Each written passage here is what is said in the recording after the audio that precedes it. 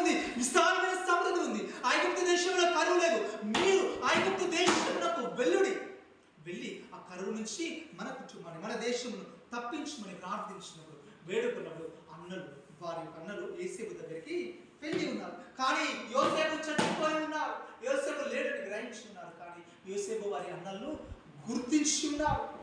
ఎప్పుడైతే యోసేపు అన్నల్ని చూసి ఉన్నారు, కన్నీరు కార్చుకున్నారు. అయ్యో, నా అన్నలు నా దగ్గరికి వచ్చున్నారు, నా అన్నలను గుర్తుపట్టలేకపోతున్నారు.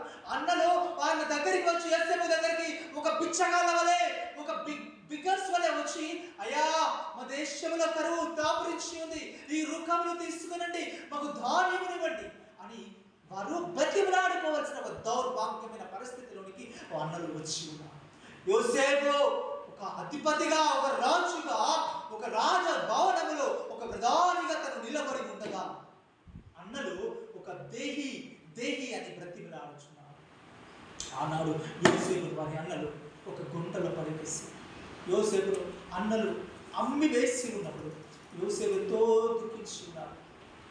యోసేపును చెరసాలలో వేసి ఉన్నప్పుడు యోసేపు ఎంతో బాధపడి ఉన్నాడు. కొన్ని శ్రమలో నా జీవితంలో దాపరించినప్పుడు దాన్ని బట్టి నువ్వు దుఃఖపడవలదు.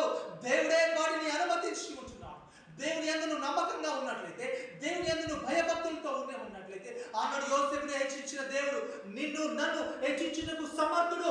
చాలిన దేవుడు, అబ్రహాము దేవుడు, ఇస్సాకు దేవుడు, యాకోబు దేవుడే ఈ రోజు నా దేవుడే ఉంటున్నాడు.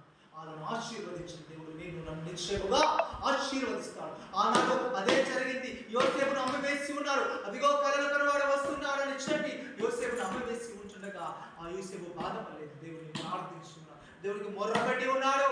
ఈ రోజున నేను దేవునికి మొర్రపెట్టినట్లయితే